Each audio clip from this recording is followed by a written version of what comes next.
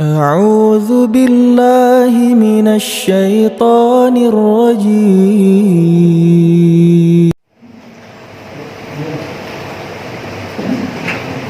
Bismillahirrahmanirrahim. Assalamualaikum warahmatullahi wabarakatuh. Innal hamdalillah nahmaduhu wa nasta'inuhu wa nastaghfiruh wa na'udzu billahi min shururi anfusina wa sayyi'ati a'malina man yahdihillahu fala mudilla lahu wa man yudlil fala hadiya lahu. Asyhadu an la ilaha illallah wa la syarika lahu wa asyhadu anna Muhammadan abduhu wa rasuluhu la nabiyya ba'dahu. Allahumma shalli ala Muhammadin wa ala alihi wa sahbihi ajma'in, amma ba'd.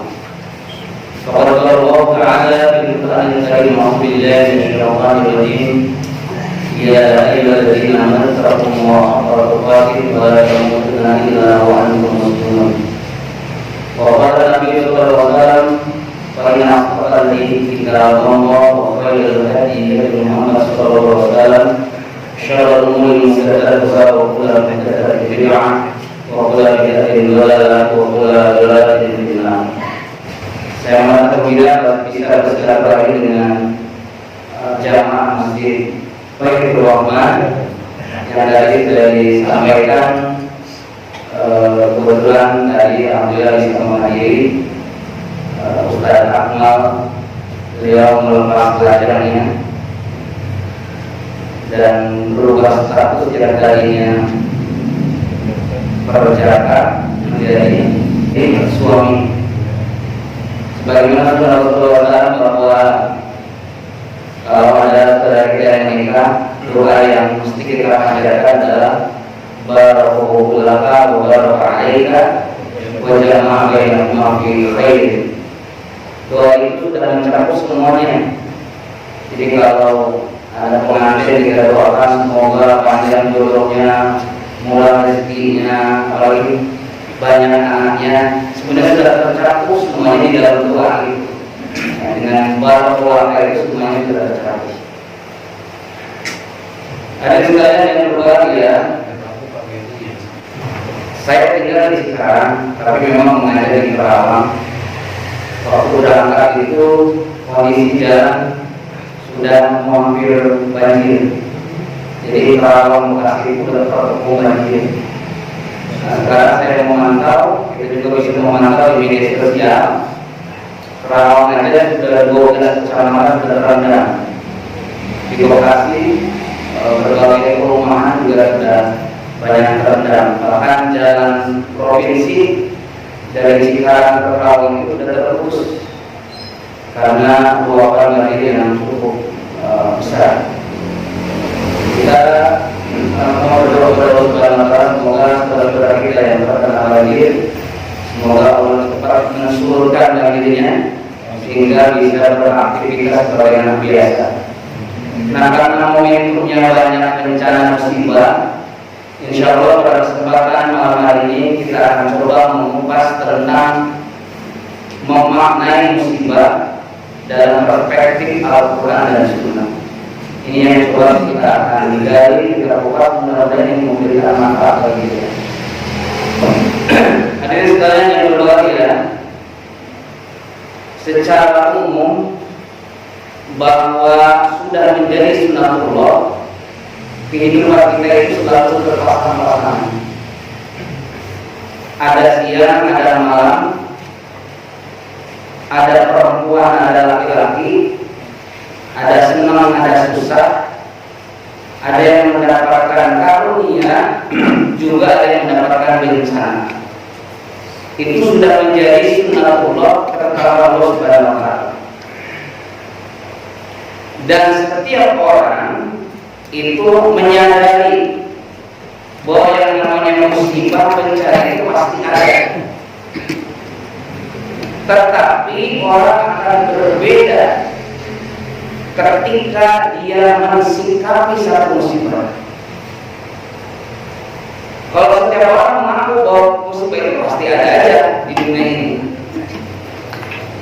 tetapi orang akan berbeda sepakat, berbeda dalam memaknai satu musibah.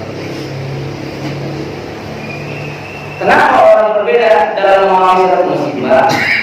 Faktornya yang pertama adalah karena keyakinan yang dia miliki, karena agama yang dia anut itu akan berbeda dalam memahami satu musibah.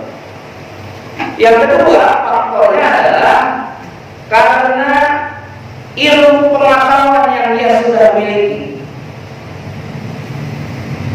Orang akan berbeda pendapatnya ketika dia punya pengetahuan. Dan yang ketiga, dari pengalaman pribadinya, orang akan berbeda dalam mensikapi satu musibah. Kita ambil contoh, saudara-saudara kita yang tinggal di pesisir pantai,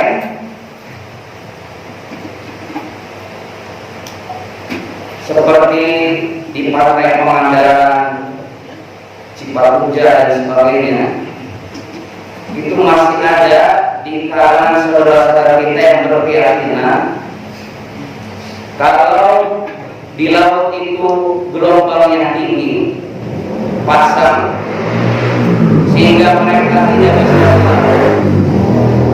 Itu masih ada yang mempercayai bahwa gelombang tinggi itu airnya pasang karena dewa atau dewi penunggu lautnya lagi marah. Karena kita sudah tidak memberikan sesajen katanya. Jadi laut pasang itu katanya adalah karena kemarahan dewi penunggu laut. Apa itu dewinya? Niroro Kidul.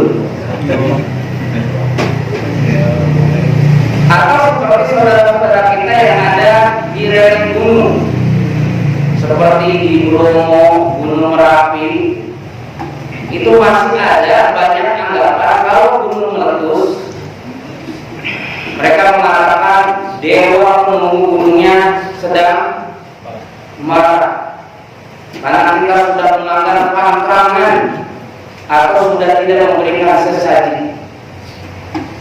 Jadi musibah gunung meletus itu dianggap karena kemarahan para dewa penunggu laut, dewa penunggu laut atau dewa penunggu gunung. Kayaknya tidak jauh berbeda dengan di kita. Di Cikarang, di Bekasi masih ada anggapan kalau di kita ini.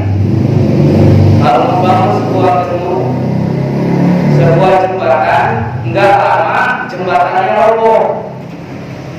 Itu suka ada dikaitkan dengan apa? Wah, jembatannya enggak dikasih tumbang, enggak dikasih kepala terbau, dan jembatan jadi ambruk katanya. Padahal bisa aja semennya yang kurang atau besinya yang jelek. Tapi selalu aja ada yang menghubungi dengan mitos semacam ini. Itu kepercayaan yang masih ada di kita.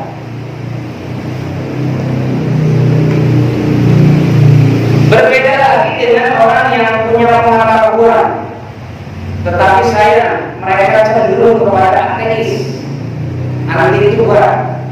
Orang punya ilmu tapi dia tidak percaya sama agama. Apa yang dikatakan?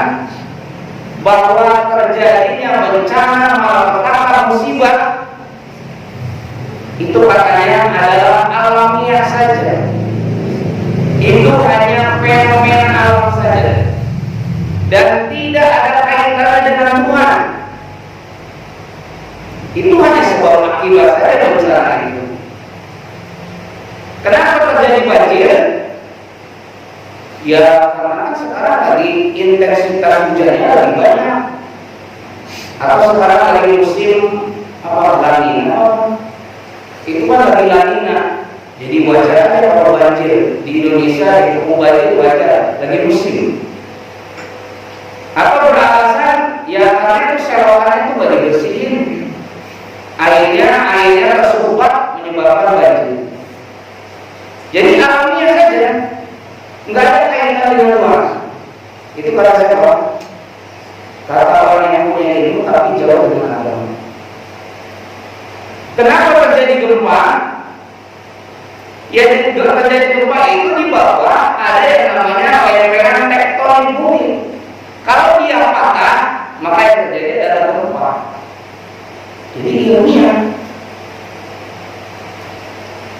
Dan bahkan katanya alam ini terjadi dengan sendirinya, bersifat alamiah atau mempunyai yang namanya evolusi. Kalau kita katakan siapa yang menetapkan teori evolusi itu? Alam ini terjadi dengan secara ilmiah saja, dengan teori evolusi. Pertanyaannya, siapa yang menetapkan teori evolusi ini?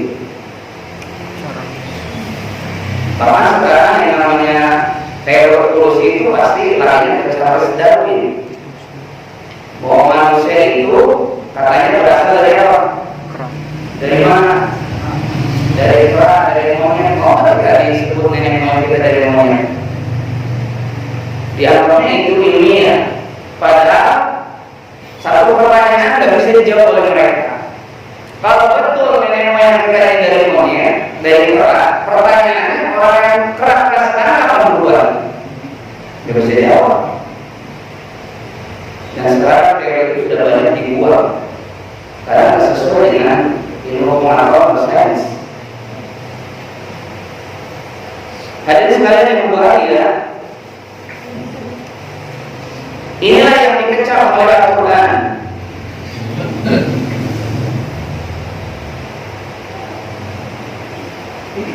Di dalam surat Al-Jathiyah ayat 24, Allah mengecam terhadap orang-orang yang menganggap dirinya pintar, padahal pintarnya hanya pintar keblinger. Silakan nanti dibuka dalam surat Al-Jathiyah ayat 24. A'udzubillahi minasyaitonir rajim. Wa qalu ma hiya illa hayatuna dunya namutu wa nahya wa ma yuhlikuna illa dahr wa ma lahum bidzalika min ilmin in hum illa yadhunnun. Dan mereka orang-orang kafir berkata, ma hiya illa hayatuna dunya, tidaklah kehidupan kita ini kecuali yang kehidupan dunia saja. Enggak ada yang namanya akhirat. Kita hanya hidup di dunia. Namutu wa nahya, kita hidup dan nanti akan mati. Wa ma yuhlikuna illa dahr, dan tidak ada yang bisa membinasakan kita kecuali waktu saja. Wa ma lahum bidzalika min ilmin, Allah mencela terhadap pendapat mereka. Kata Allah, tidaklah mereka berkata demikian itu berdasarkan ilmu. Ilmu illa yadhunnun, kecuali mereka hanya menyangka saja. Inilah celaan Allah Subhanahu wa taala terhadap orang yang punya ilmu pengetahuan tapi tidak didasari dengan agama. Lalu bagaimana pandangan Islam terhadap musibah? Ternyata dalam Islam memandang musibah itu tidak hanya dalam satu sisi, tapi sisi yang lain juga dilihat. Bahwa yang namanya musibah dalam Islam tidak merupakan hal yang fenomena alam saja, tapi dengan musibah membuktikan bahwa Allah Maha Kuasa, Allah mampu menggerakkan yang namanya alam ini, karena semua ciptaan Allah Subhanahu wa taala. Dan yang selanjutnya dalam Islam ketika mensikapi musibah, bahwa musibah itu bisa jadi karena ulah tangan manusia itu sendiri. Hadirin sekalian yang berbahagia, oleh karenanya dalam hal ini para ulama merumuskan ada beberapa poin bagaimana seorang muslim ketika menghadapi satu musibah, atau bagaimana dia memaknai satu musibah. Dan ini dijadikan sebagai akidah dalam kehidupan sehari-hari ketika menghadapi musibah. Yang pertama, hendaknya dimaknai yang namanya musibah itu adalah musibah itu ternyata sudah tercatat di Lauhul Mahfuz. Jadi yang namanya musibah, malapetaka, kejadian fenomena alam ternyata sudah tercatat di Lauhul Mahfuz. Silakan dibuka di dalam surat Al-Hadid surat yang ke-57 ayat yang ke-22. Allah sudah menegaskan ma asaba min musibatin fil ardi wala fi anfusikum illa fi kitabin min qabli an nabra'aha inna dzalika 'ala Allahi yasir. Setiap bencana yang menimpa di muka bumi ini maupun terjadi pada diri kamu, semuanya telah tercatat kata Allah di Lauhil Mahfuz. Bahkan sebelum kami mewujudkannya, sebelum menciptakan langit dan bumi, ternyata Allah sudah menetapkan yang namanya takdir. Inna dzalika 'ala Allahi yasir. Hal yang demikian itu adalah mudah bagi Allah Subhanahu wa taala. Jadi hadirin sekalian, masya Allah. Jadi apa yang terjadi di muka bumi ini, baik kejadian besar maupun kejadian kecil, baik yang menimpa pada pribadi kita, itu semuanya ternyata sudah ada catatannya di Lauhil Mahfuz. Bahkan di dalam hadis Rasulullah SAW menyebutkan, jangankan kejadian banjir, gempa, longsor, pesawat jatuh, kata Nabi, daun yang jatuh berguguran dari tangkainya, ternyata masya Allah sudah ada catatannya di Lauhil Mahfuz. Apalagi kejadian yang besar. Ini berarti memberikan pelajaran bagi kita apa? Oh, semuanya sudah berada dalam takdir Allah Subhanahu wa taala. Jadi kejadian fenomena alam itu bukan kebetulan, tapi ternyata sudah ada dalam skenario Allah Subhanahu wa taala. Nah, ini yang mesti kita sadari. Bahkan di dalam hadis berikutnya Rasulullah SAW, bila terjadi satu musibah, kita dilarang mengatakan kenapa saya tidak begini, kenapa saya tidak begitu. Contohnya seperti kalau kita naik motor biasa ke jalan A, tiba-tiba kita ingin ke jalan B. Pas ke jalan B ternyata ada lubang, motor kita jatuh. Kadang-kadang kita ngomong apa? Ini gara-gara saya jalan ke sini ini jadi dapat musibah, atau ini gara-gara lubang saya jadi jatuh. Kadang-kadang ini nggak boleh mengatakan demikian. Kenapa? Karena itu bisa memberikan peluang setan menggoda kita supaya kita percaya kepada takdir. Tapi apa yang mesti kita katakan kalau terjadi demikian? Masya Allah ma fa'al. Ternyata ini sudah dikehendaki Allah Subhanahu wa taala. Karena ini sudah menjadi takdir bagi saya. Kalau orang sudah mengatakan ini takdir dari Allah, yang timbul apa? Kepasrahan, kemudian dia sabar menerima pada takdir. Ini juga dikuatkan oleh Allah Subhanahu wa taala di dalam surah At-Taghabun ayat 11. Allah Subhanahu wa taala berfirman, "Ma asaba min musibatin illa bi idznillah. Wa may yu'min billah yahdi qalbah wa huwa bi kulli syai'in alim." Tidaklah ada satu musibah yang menimpa seseorang illa bi idznillah, kecuali atas izin Allah. Wa may yu'min billah yahdi qalbah, maka barang siapa yang tetap dia beriman kepada Allah dalam musibah itu, yahdi qalbah, maka saya Allah memberikan petunjuk di dalam hatinya. Wa huwa bi kulli syai'in alim, dan Allah Maha mengetahui segala sesuatu. Ayat ini juga memberikan pemahaman bagi kita bahwa ternyata seseorang tidak akan ditimpa musibah kecuali atas izin Allah. Ini yang harus kita sadari. Jadi yang pertama, musibah sudah ada takdir dari Allah. Yang kedua, tidak akan terjadi musibah kecuali atas izin Allah. Berarti dengan dua ayat ini memberikan pelajaran bahwa kesadaran akan menimbulkan kesabaran. Sadar bahwa musibah sudah ditentukan oleh Allah, sadar bahwa tidak akan terjadi bahwa musibah itu kecuali sehingga dengan demikian dia akan merasa tenang dan sabar.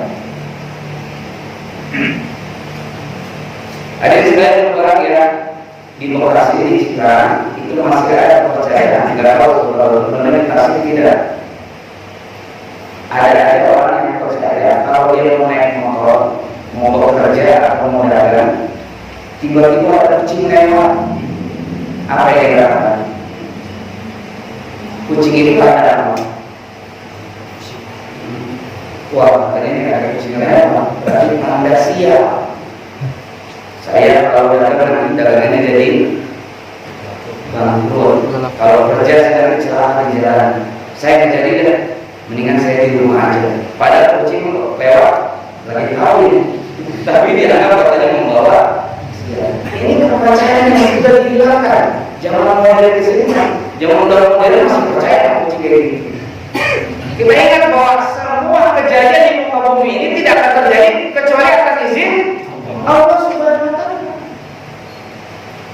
Termasuk sekarang Indonesia masih dilanda pandemi COVID-19. Indonesia itu termasuk masih negara yang tertinggi yang terkena kasus COVID. Sekarang itu lebih dari 1.000 lebih orang yang sudah positif.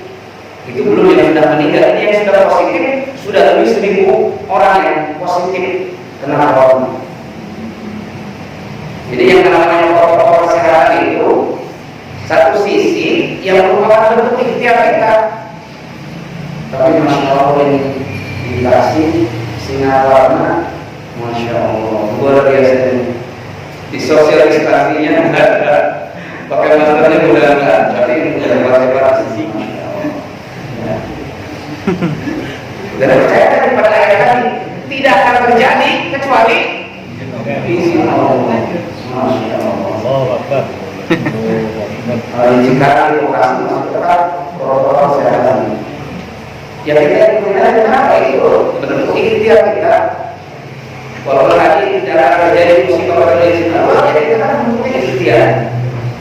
Memakai masker, kemudian menjaga jarak, kemudian mencuci tangan, bentuk ikhtiar kita.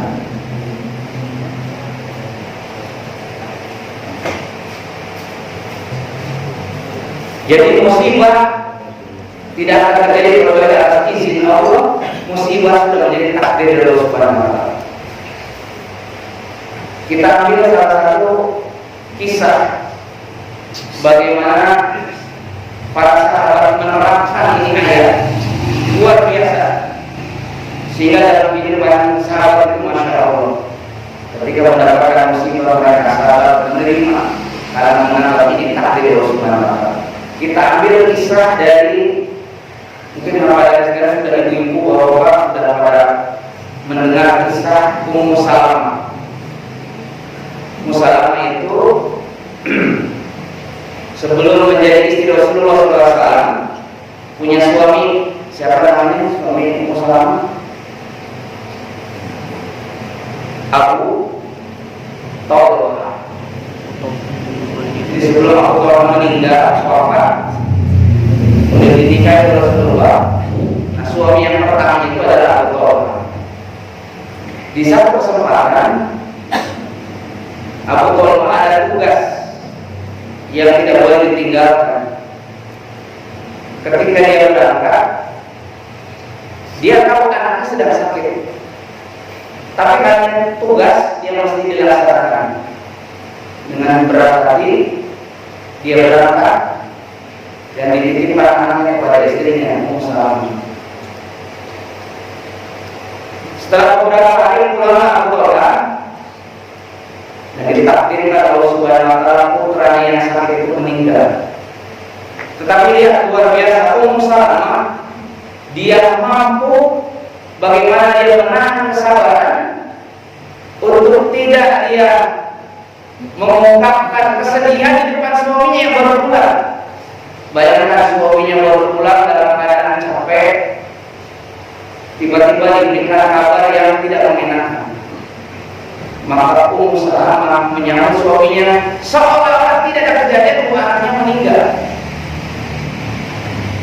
Bisa ya zaman sahabat ada yang meninggal tertutup rapat Kalau kita ada yang meninggal pasti ada apa itu depan rumahnya bendera apa? Benih. Padahal kalau itu bendera benih itu dari mana? Tapi kita sudah jadi ada kebiasaan kalau meninggal pasti ada bendera. Jadi orang tahu kalau yang meninggal. Tapi dalam Islam sudah tidak ada. Ya, tanda-tanda semacam itu. Termasuk kalau ada yang meninggal kita mesti pakai baju ikat. Itu dari mana? Dalam Islam tidak ada anjuran kalau ada yang meninggal kita berkabung kalau baju hitam tidak ada. Jadi bisa jadi banyak di antara kita keseharian kita ini banyak yang kita amalkan, kalau kita lihat kepada ajaran Islam banyak yang tidak sesuai. Itu perlunya kita taklim, perlunya kita kaji di sini. Ketika datang suaminya, kemudian Ummu Salamah menyambut suaminya dengan antusias dan dia mampu menyembunyikan kesedihan. Coba bayangkan kalau Ummu Salamah ketika datang suaminya dia langsung menangis, kemudian dia mengabarkan suaminya anak sudah meninggal. Bagaimana ayah suami? Udah capek, tiba-tiba diberikan kabar yang tidak enak. Tentu saja yang ada dia akan marah suaminya. Tapi lihat bagaimana Ummu Salamah mampu dia menyembuhkan kesedihan. Dia menganggap ini sudah takdir dari Allah. Kemudian tidak akan terjadi kecuali atas izin Allah. Disambut suaminya. Kemudian seperti biasa dilayani makannya. Kemudian malam harinya biasa berhubungan dengan istrinya. Pas pagi harinya momen yang tepat. Kalau Ummu Salamah mulai suamiku, bagaimana pendapat kamu? Tadinya ditanyakan dulu malam harinya, Bu, anak kita mana? Kata Ummu Salamah, gak usah diganggu, anak kita lagi istirahat. Ngebohong gak? Anak kita lagi istirahat, udah gak usah ngeganggu, ngebohong gak? Lagi istirahat kan? Panjang. Jadi gak ngebohong, istirahat. Jadi usaha gak usah ngeganggu. Jadi suaminya tidak melihat anaknya, padahal anaknya sebelumnya jelas-jelas sudah sakit. Nah pagi harinya barulah Ummu Salamah dia berkata kepada suaminya, kata Ummu Salamah, wahai suamiku, bagaimana pendapat kamu? Bila ada seseorang yang menitipkan, kemudian dia ambil lagi titipannya, bagaimana sikap kita? Kata suaminya, ya kita tidak boleh menahan, kita tidak boleh memiliki, karena itu bukan milik kita, kasihkan. Langsung setelah itu masuklah perkataan Ummu Salamah, wahai suamiku, anak kita titipan. Iya betul, titipan Allah Subhanahu wa Ta'ala. Bagaimana kalau Allah Subhanahu mengambil titipan? Kita mesti terima, mendengar jawaban itu. Dan Abu Talha maka kita juga tidak ada yang rasa yang namanya marah, tetapi justru menerima bahwa ini memang sudah takdir Allah Subhanahu wa Ta'ala. Inilah cerminan bagaimana seseorang ketika sudah memahami yang namanya musibah itu semuanya atas takdir Allah dan tidak terjadi musibah kecuali atas izin Allah Subhanahu wa Ta'ala. Hadirin sekalian yang berbahagia, kemudian poin yang kedua, seorang muslim dalam memahami suatu musibah, dan poin ini hendaknya dijadikan satu akidah dalam kehidupan kita sehari-hari. Yang keduanya adalah musibah bisa jadi karena ulah tangan manusia itu sendiri. Adanya musibah, adanya bencana itu bisa jadi disebabkan karena ulah tangan manusia itu sendiri. Silakan nanti dibuka di dalam Al-Quran dalam surat An-Nisa surat yang nomor 4 ayat 79. Allah sudah menegaskan, memberitahukan kepada kita, ma asabaka min hasanatin fa minallah. Kebaikan apapun yang kamu peroleh adalah merupakan faminallah, itu datang dari Allah. Jadi kalau kita mendapatkan kebaikan, itu hakikatnya datang dari Allah Subhanahu wa Ta'ala. Wa ma asabaka min sayyi'atin, dan apa saja yang menimpa kepada berupa kejelekan, fa min nafsik, itu semua berasal dari diri kamu sendiri. Ini jelas. Kalau kebaikan datang itu pasti datang dari Allah. Kalau kejelekan datang kepada kita dari siapa? Ternyata Allah itu datang dari diri kita sendiri. Yang kedua, yang selanjutnya dalam surat Asy-Syura, surat ke-42 ayat 30, wa ma asabakum min musibatin fa bima kasabat aydikum wa ya'fu an katsir. Dan musibah apapun yang menimpa kamu adalah karena perbuatan tangan kamu sendiri. Dan Allah memaafkan banyak dari kesalahan-kesalahanmu. Ada dulu. Ada dulu. Di break dulu. Enggak. Lanjut tapi pakai.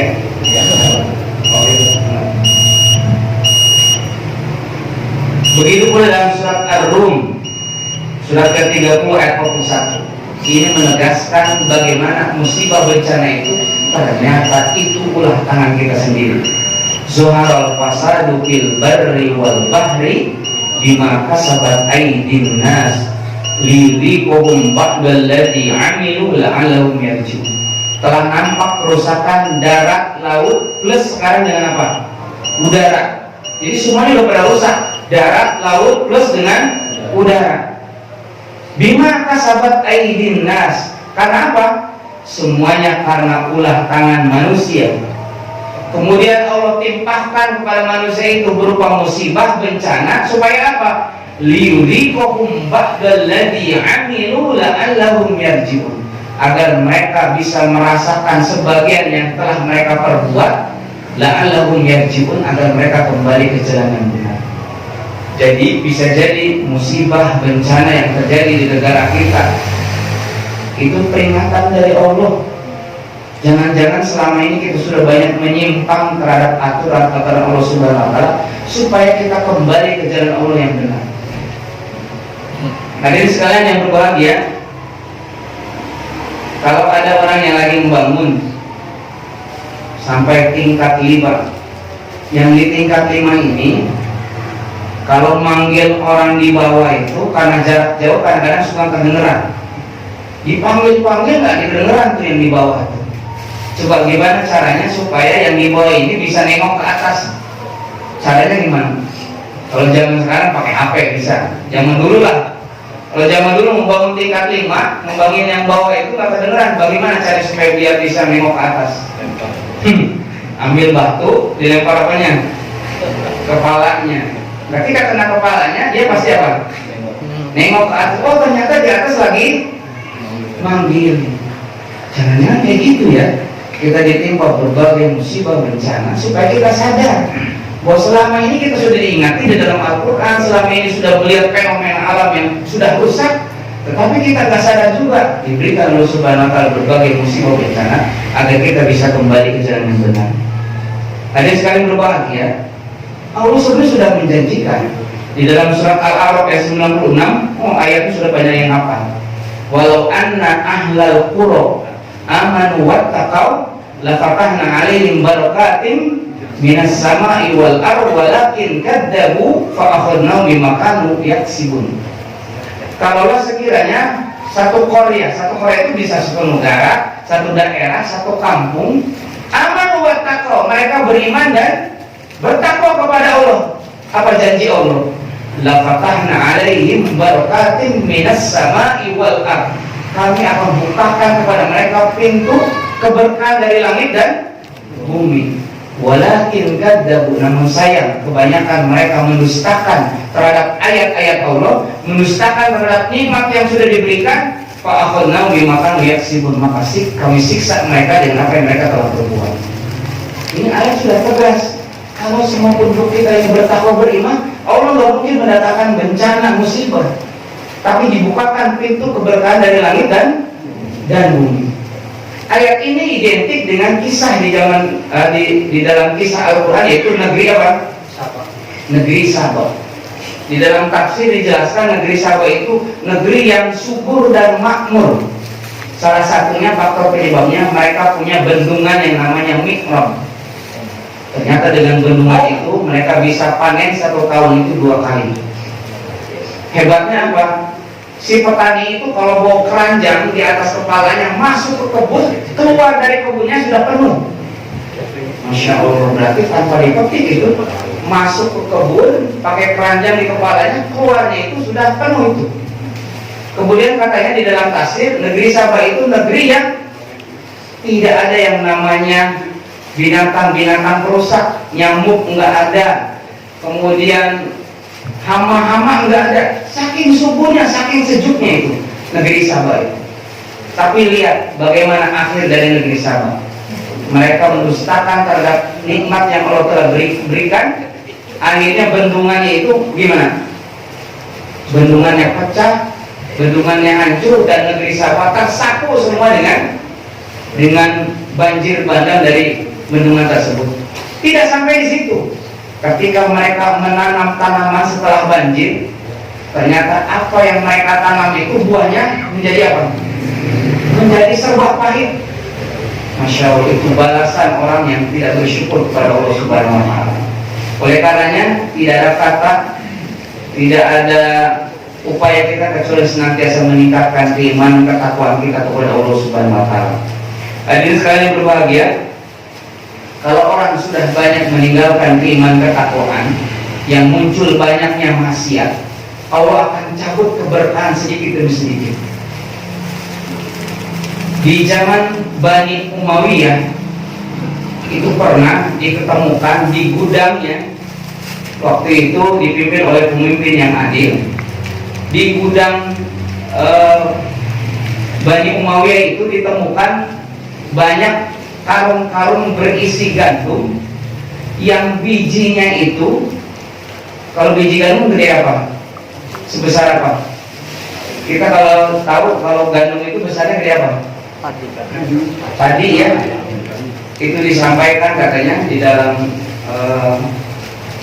riwayat dinyatakan bahwa biji gandumnya itu sebesar biji kurma. Berarti cukup besar ya. Di tulisan di karungnya ada tulisan, gandum ini hidup di bawah pemimpin yang adil. Jadi Masya Allah, ternyata ketika kita beriman dan bertakwa, kita akan mendapatkan keberkahan. Tapi sebaliknya, semakin kita meninggalkan iman ketakwaan, keberkahan akan dicabut. Hadirin sekalian yang berbahagia, dulu saya taunya kalau pisang Ambon besar, tapi saya lihat kalau di Cikarang, nggak tahu kalau di Tasik. Di Cikarang itu kalau saya nyari pisang Ambon nggak ada yang besar, kecil-kecil. Padahal dulu pisang Ambon itu gimana? Besar. Saya kadang berpikir apakah ini karena keberkahan yang sudah mulai dicabut Allah Subhanahu wa Ta'ala.